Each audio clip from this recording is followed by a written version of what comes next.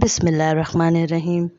بعض راویوں نے یوں روایت کی ہے کہ توریت میں مذکور ہے اور اہل توریت کو اچھی طرح معلوم تھا، کہتے تھے کہ ہمارے پاس جو یحییٰ بن زکریا کا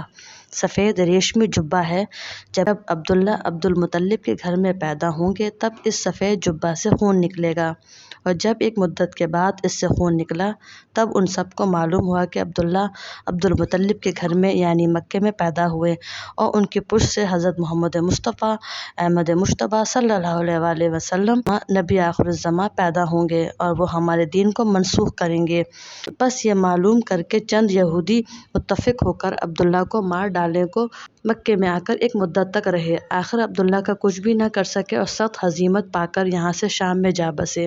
اور عبداللہ بڑے ہوئے تب کبھی کبھی مکے سے نکل کر میدان کی طرف سیر کو چلے جاتے تھے، اور اس میں یہ دیکھتے تھے کہ اپنی پشت سے ایک نور چمکتا ہوا دو پارہ ہو کر ایک مشرق کو جاتا ہے اور ایک مغرب کو جاتا ہے، پھر ایک لہجے کے بعد پشت میں آ رہا۔ تب عبداللہ نے اپنے باپ سے جا کر یہ حال بیان کیا تو عبد المطلب نے کہا کہ مدت ہوئی ہے، میں نے ایک خواب دیکھا کہ سلسلہ نوری میری پشت سے نکل کر چار حصے ہو کر چار طرف گیا، ایک حصہ آسمان کی طرف اور ایک حصہ زمین کی طرف اور ایک مغرب کو اور ایک مشرق کو۔ پھر کچھ دیر بعد ایک درخت سبز بن گیا اور ایک شخص کو دیکھا کہ نہایت پاکیزہ اس درخت کے پاس کھڑے ہوئے ہیں، تو میں نے ان سے پوچھا کہ تم کون ہو؟ وہ بولے میں پیغمبر خدا نبی آخر الزماں محمد مصطفیٰ صلی اللہ علیہ وآلہ وسلم ہوں۔ یہ سن کر میں خواب سے بیدار ہوا اور صبح کو جا کر کاہنوں سے اس کی تعبیر پوچھی، انہوں نے مجھ سے بیان کیا کہ تمہاری پشت سے ایک نبی آخر الزماں پیدا ہوں گے اور جتنے نبی اور بنی آدم ہیں سب ان پر ایمان لائیں گے۔ اے بیٹا، اس نور نے میری پشت سے تیری پشت پہ نقل کیا ہوگا، تم خوش رہو۔ جب یہ بات لوگوں میں منتشر ہوئی تو یہودیوں کے دل میں حسد پیدا ہوا، چند یہودیوں نے متفق ہو کر قسم کھائی کہ جب تک ہم عبداللہ کو نہ مار ڈالیں گے تب اور کچھ کام نہیں کریں گے۔ یہ کہہ کر وہ مکے میں آ کر مدتوں رہے۔ ایک دن عبداللہ کو میدان میں تنہا جاتے دیکھا، تب سب دشمن فرصت پا کر عبداللہ کو مارنے کے لیے ننگی تلوار لے کر میدان کی طرف چلے۔ اچانک وہب بن عبد المناف جو پیغمبر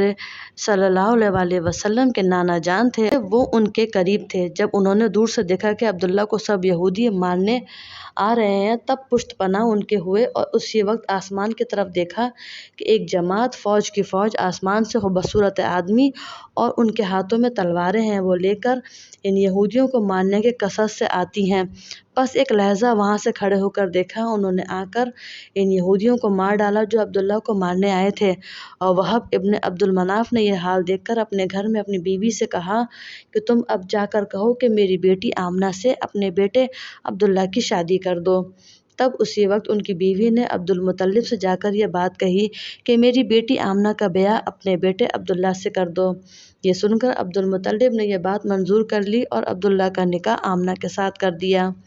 اور پھر اپنے ہی گھر میں رکھا، اور قریش کی عورتیں جو عبداللہ سے نکاح کی تمنا رکھتی تھیں وہ سب عبداللہ کے نکاح کی خبر سن کر مارے غم کے بیمار ہو گئیں۔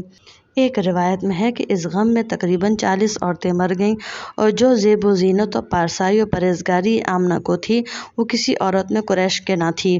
وہ نور جو محمد مصطفیٰ صلی اللہ علیہ وآلہ وسلم کا عبداللہ کی پیشانی میں چمکتا تھا، پھر وہ نور 12ویں تاریخ جمادی الاخر کی شب جمعہ میں عبداللہ کے سلب سے حضرت آمنہ کے رحم میں آیا،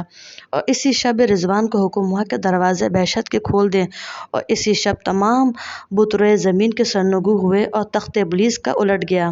یعنی بالکل پامال ہو گیا، اور سب کا سردار شیطان لعین مشرق سے مغرب کو جا کر دامن کوہ میں چلا چلا کر رونے لگا۔ اس کی آواز سن کر تمام شیاطین وہاں جمع ہو گئے اور کہنے لگے کہ اے سردار ہمارے، تم کس لیے روتے ہو؟ آخر کیا مصیبت تم پر آ پڑی ہے؟ وہ ملعون بولا کہ اس سے زیادہ اور کیا مصیبت ہوگی، اور اب تک محمد آخر الزماں کا زمانہ نہیں تھا اور اب ان کا ظہور بالکل قریب ہونے والا ہے، اور جب وہ پیدا ہوں گے تو سارے جہاں کی مخلوق ان کے تابع ہوگی، اور پھر دین ان کا قیامت تک جاری رہے گا، اور ہمارے ماننے والے یعنی لات و عزا کو باطن کرے گا۔ تمام مخلوق مشرق سے مغرب تک مسلمان ہوگی، اور انہی کے واسطے خدا تعالیٰ نے ہم کو بہشت سے نکال دیا اور مردود کر دیا۔ اب اگر میں سر پتھر پر یا پتھر سر پر ماروں گا تو بھی کچھ نہ ہو سکے گا۔ یہ سن کر جنوں کی جماعت نے کہا کہ تم خاطر جمع سے رہو، ہم جس طرح بھی ہو سکے گا بنی آدم کو گمراہ کریں گے اور اپنے لات و عزا کی عبادت ان سے کروائیں گے۔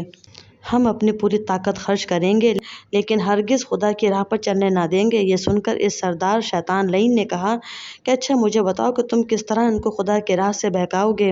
وہ لوگ تو نیک راہ اختیار کریں گے اور نہی المنکر سے باز رہیں گے، خیرات و زکوٰۃ صدقہ اللہ تعالیٰ کے راستے میں دیں گے، وہ حرام کاری نہیں کریں گے۔ تب ان شیطان جنوں نے کہا کہ کچھ پرواہ نہیں، ہم ان کے عالموں کو کسی کام میں مغالطہ دیں گے تاکہ وہ اس میں فریفتہ ہو جائیں گے اور جاہلوں کو دولت اور گمراہی میں رکھیں گے اور صاحب اطاعت کو ریاکاری کی خواہش دلاویں گے۔ پھر سردار شیطان نے کہا جب وہ علم اور زہد میں مستغرق ہوں گے تم کس طرح ان پر غالب آؤ گے، ان کو کس طرح سے راہ راست سے بہکاؤ گے۔ جنہوں نے کہا ہم ان کو ہوا و حرص کی راہ میں شہوت دلائیں گے، پھر اسی طرح وہ ہماری مطابقت کریں گے اور جو ہم کہیں گے اس پر عمل کریں گے۔ تب اس سردار لعین نے کہا کہ اب مجھ کو خاطر جمع ہوئی۔ ایک روایت میں آیا ہے کہ اس زمانے میں مکے میں قحط تھا اور لوگ بھوک کے مارے عاجز تھے، کھانا نہ ملنے کی وجہ سے بھوکے مر جاتے تھے۔ جب آمنہ حاملہ ہوئی تب خدا کی رحمت سے پانی برسا، زمین سیراب ہوئی، تمام درخت تر و تازہ ہو گئے اور ہر درخت اپنے اپنے پھل لایا اور لوگ اچھی طرح سے میوے کھانے لگے اور تمام تنگی قحط کی جاتی رہی۔ بہت زیادہ غلہ وغیرہ کی فراوانی ہو گئی۔ جتنے ہوش و طیور و مورخ ملک و خانہ کعبہ جو امان دونوں جہاں کا ہے، ہر ایک سرور کائنات کی بشارت دینے لگا۔ سبحان اللہ۔